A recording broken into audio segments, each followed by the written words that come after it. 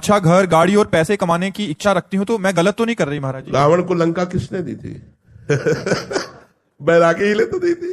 अरे आप चिता भस्मा लेपो गरल बसलम दिक्पट धरो जटाधारी कंठे भुजगपति हारी पशुपति, लेकिन उनके मित्र है कुबेर जो चरण सेवक है। भगवान शंकर का सख्य भाव स्वीकार करते हैं कुबेर, तो त्रिभुवन का धनी बना दिया।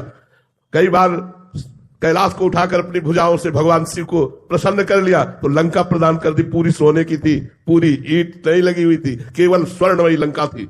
ये महाराज लगाते चिता की भस्म है, लेकिन देते खूब माल है।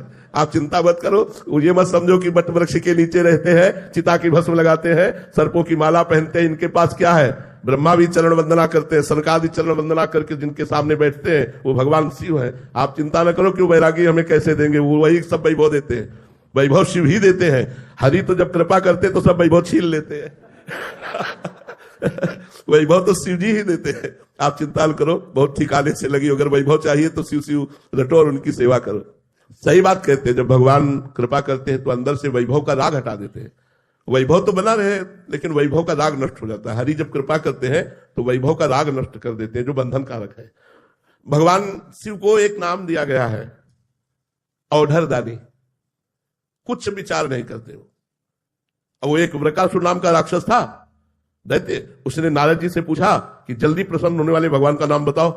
उनका भगवान शंकर, क्योंकि एक नाम आशुतोष है। आशुतोष माने शीघ्र प्रसन्न होने वाले। अब उसने शुरू की आराधना। अग्नि स्वरूप भगवान शंकर का स्वरूप मान करके अपने शरीर के मांस को चीर करके और स्वाहा बोलने लगा।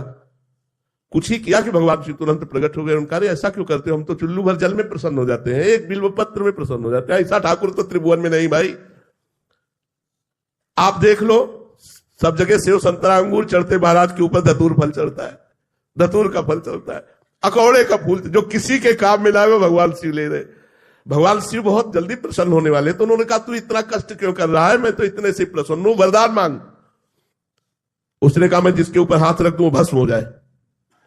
भगवान शिव ने औढ़रदानी होगा तथास्तु। अब उसकी दृष्टि बगल में गई, त्रिपुर सुंदरी भगवती उमा महामाया। उसने सोचा पहले बाबा के ऊपर हाथ रख के देखे, जिन्होंने हमको वरदान दिया उन्हीं के ऊपर हाथ, और उसकी दृष्टि बदल गई जगदम्बा के प्रति। वो भगवान शिव के ऊपर हाथ रखने के लिए चला।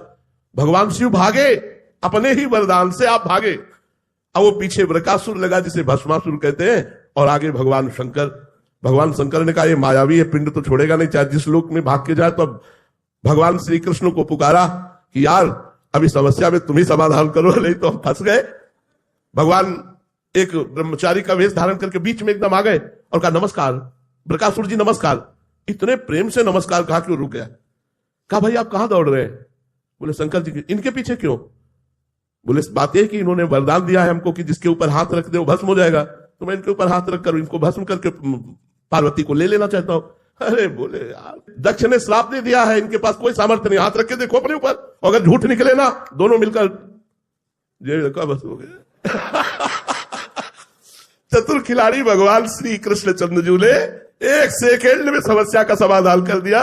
उसने जो ही ऐसे हाथ रखा वो भस्म हो गया। भगवान शंकर को जाकर के भगवान श्री कृष्ण ने प्रणाम किया, भगवान शिव ने श्री कृष्ण को प्रणाम किया, और भगवान श्री कृष्ण ने कहा जगत गुरु थोड़ा सोच समझ के वरदान दिया करो, ऐसी समस्या में फंस जाते हो। दोनों एक दूसरे को इष्ट मानते हैं। देखो भगवान श्री राम रामेश्वर की स्थापना करके पूजन करते हैं, तो महावीर हनुमान का रूप धारण करके भगवान शंकर 11वें रुद्र का अवतार हनुमान जी राम जी की चरण सेवा करते हैं। तो दोनों परम दानी परम उदार हैं। पर भगवान श्री हरि जब कृपा करते हैं तो संसार का राग हटा करके अपने प्रेम को प्रदान कर देते हैं, और भगवान शिव से जो मांगे वो प्रदान कर देते हैं। औढ़रदानी है।